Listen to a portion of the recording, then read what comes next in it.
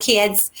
It's JONI Wilson coming live from Nashville, Tennessee, for the Dog Rescuers, your nightly storytelling time. And of course, I got Miss Roxy with us. And I just wanted to say, I'm so glad you're joining me. And I know some of you are tuning in from all over the world in different countries, and of course, all across the United States and from Canada. And I'm Canadian, so I'm saying special hi to all of my Canadian family members right now. And of course, Roxy Roo is getting ready for her bedtime as well. She's always sleepy because this is her bedtime. So as usual, we're going to put her to bed. And tonight we conquer book 2 and we do chapter 9. So we're getting near the end. I think it's only going to take us about another 2 nights to get through everything.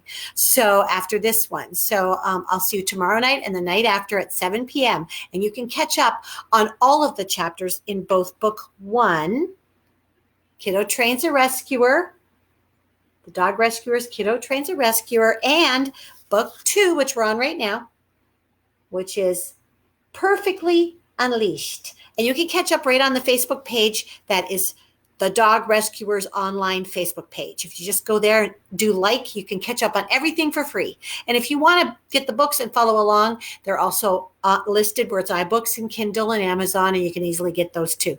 But we're just doing this for fun right now. And I'm hoping that you're enjoying it too. You want to go to sleep with Roxy Roo? Okay. She's a good girl. Some of you guys were asking, how's Mojo doing? Mojo's doing great. Tomorrow, Mojo gets his stitches taken out of his knee. He's healed up completely, and I'm really happy about that. So we're going to the vet, and actually we're not going to be able to go in the vet because of things right now, but the vet takes him from my car, and he takes out his stitches, and he brings them back to me, which is really nice. So I wanted to show you a little update on Mojo Wilson.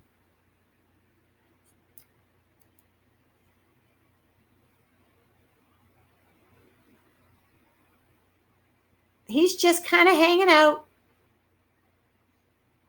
He's ready to get out of that little pen, that's for sure.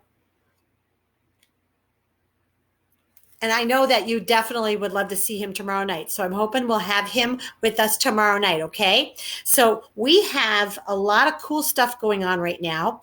Let me catch up. Right now we have Romeo, who his new diet and exercise plan is panned out to turn him into a bicycle rider, the bulldog who rides bikes. And as you can see in the neighborhood, that's what he's been up to. And of course, all the neighbors think it's so fantastic. And Abby's parents up at the top there, they start posting him on their iPhones and he goes viral. And better yet, he then gets Chanel, the hairless dog, to join in. She's been telling everybody she was part of a circus act, but she was kind of fibbing a little bit. It's just something that she really desired, but she was kind of fibbing. So they caught her in the fib. She fessed up. She wasn't from France. She didn't have this fancy life. She wasn't with Francois the monkey in a trapeze act all over the world. She fessed up and she told them, I just need to also find a new master. So they've encouraged her, and she jumped right up on Romeo's shoulders, and she too is part of the new circus act called the Podlers. And guess what? They're asked to go on a TV show in Hollywood near Los Angeles, California. And they get on a plane, every single one of them, because they're going to go support their friends. And while on the plane, Kiddo gets an allergic reaction to peanuts. And the cat, Snowflake, recognizes it, wakes up Luke, and Luke quickly gives him a quick allergy pill to help him get past his peanut allergy. They find out it's peanuts. So they are pretty excited because they've just landed. They have just landed in Hollywood. Now we call it Hollywood, but the dogs call it Hollywood. So they've just landed and they're figuring things out right now and where to go and all that good stuff. So that's where we're starting out, okay? The plane finally landed in Hollywood, which is in Los Angeles, California, the home of television and movies. The whole gang could not believe the gorgeous rolling hills amongst palm trees. They had never seen palm trees before. I mean, they're from smack dab in the middle of America, right? Okay, so better yet, they had never seen the ocean. It was the Pacific Ocean. And the closer they got to it, the more they could smell salt in the air. There's salt in the air because of the ocean water, said Luke, and you can smell it. You see, Luke was smart because he liked to read a lot. He seemed to have all the answers as they drove through the streets in the taxicab. He encouraged them to do their fun tourist attractions. Let's do the Stars Walk of Fame, said Abby.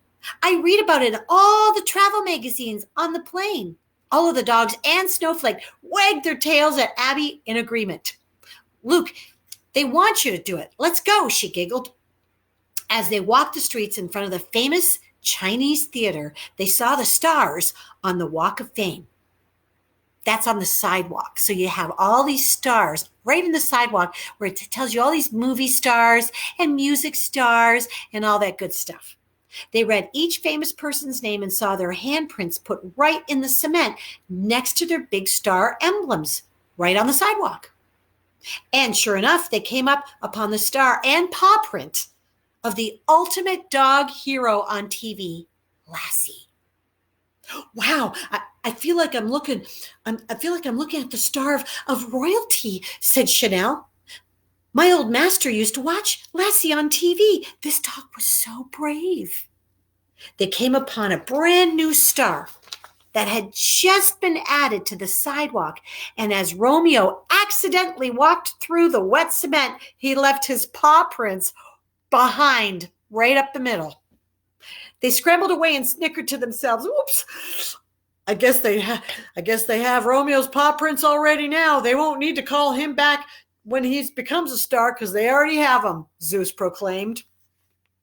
So by accident, Romeo walked right across the wet cement and left all of his paw prints behind. Woo! They want to get out of there now, right? They didn't expect a police officer to be standing nearby watching the whole fiasco go down. He called in for more backup, and before they knew it, the dog catcher jumped out of the van and threw a giant net over the dogs. And Luke and Abby yelled and screamed, "You don't understand, these dogs are with us, and two of them are soon to be TV stars. Please don't take them away." But as the big van drove off with their beloved dogs and one cat, Luke and Abby were heartsick. The dogs found themselves in cold cages at the Los Angeles County Animal Control. Almost 50 other dogs and cats. People would come through and look to see which dog or cat they could soon come back and adopt as soon as they were cleared for health checks. Every dog had someone eyeballing them to see if they would fit as their new pet. They were each brought to the back for their checkups. As the shelter workers poked and prodded from Kiddo's teeth up all the way down to his nether region, Zeus watched on. Okay, this is totally not part of the master plan. Ow!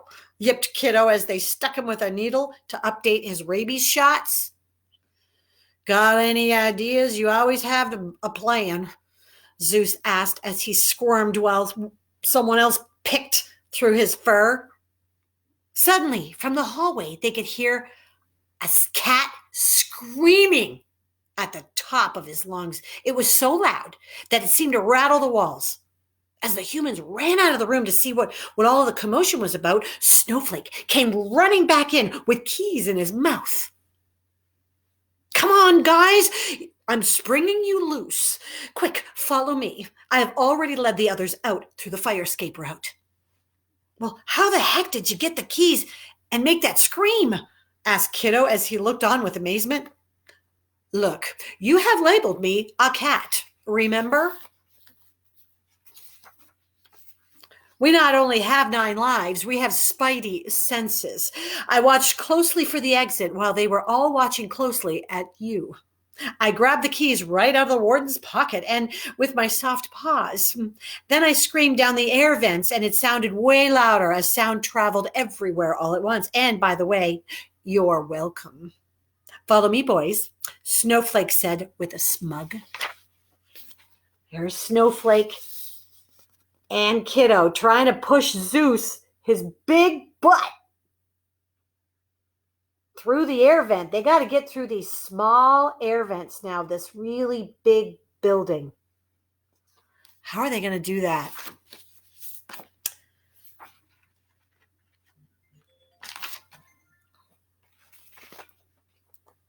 I watched closely for my exit. They ran through a narrow passageway used for the air conditioning of the large old building. Zeus almost got stuck a couple of times as they pushed him through to the outside. The others waited patiently as they were finally reunited in the back alleyway. Snowflake piped up with the rest of his plan as they all looked on in amazement at the cat. Okay, so if my natural brain GPS serves me well, then we need to go down this alley, turn left, make a U-turn at the third house on the right with the blue shutters, and jump up on the trellis and travel quietly by rooftops. They all looked at Snowflake with questions. Are you crazy? Have you seen the giant guy here? Said Kiddo while pointing at Zeus. Hey, I know I'm big bone, but I can't help the giant part, Zeus scrambled to explain. Well, this is what he did to me, and I got my fat belly out of the dump and all the way to Abby's house, Romeo chimed in. Come on, boys. Let the kitty do what the kitties do best and get us out of here, Chanel huffed. We are going to follow this guy blindly? Kiddo chirped. There is no time for negotiations, nor opinions, said Snowflake calmly as he walked off, hoping the others were following. Looked back. Oh, and they were. Like a band of cats, the dogs crept and balanced their way on rooftops, through the water drains, and all the way to the coffee shop. Luke and Abby were there trying to make frantic phone calls for help when they couldn't believe their eyes, seeing that Snowflake had led the whole gang straight to them. Through the dirty and wet, looking through the windows, Abby ran out and flung her arms around them and said, "We were so worried. No one was helping us, even though we called so many people to help get you all released from the animal shelter. How did you get free?" Right as she asked the question, Snowflake walked up and rubbed his body along her leg and meowed. "Thank you, my dear cat," said Abby. "Without you, the dogs would have been lost here in Hollywood, Los Angeles, California, and would have never been seen again." Kiddo bowed his head in shame. He looked at Snowflake and said to him with his mind, of course, "Don't get used to me saying this, but thank you, I guess." "You're welcome, I guess," Snowflake replied. I'm going to end it there, and then we'll finish up tomorrow night, okay? So what I'd like to do right now is to play a little song, okay? And I want to encourage you that if you want to hear any more of the songs, just go on the website. And it's really easy. It's thedogrescuers.net. There's lots of songs, and there's actually some coloring book pages there for you. And make sure you join the Paw Club. And I would love it if you message me a picture of your pets and maybe tell me a little story about how you feel like maybe you rescued them or how they rescued you, just being in your house and being your pet. Because there's always a story out there that is really intriguing for me. And maybe I'll use it in the next book. Next book is coming out soon. It's going to be book number 3, and I'm pretty excited about it. And there's some pretty great characters coming down the pipeline. So make sure we watch for that. And I'll make sure that when I get book 3 finished, I will also do a nightly live narration for you guys. Okay. So just go on the books and the music, and here's all the music. And here we go. This song here is called Freedom.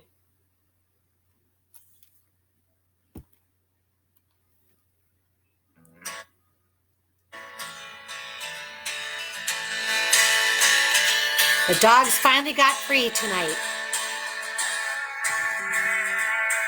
Freedom to break the rules, follow any road I choose to get there. I'm going to show you pictures while we listen. To the red, wild, and blue. That's freedom. Oh, hear me sing. Oh, let it ring. Give me freedom.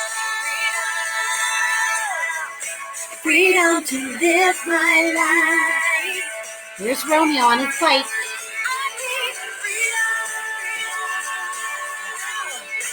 Freedom to speak my mind. We're making a pact. I want to scream. We have freedom.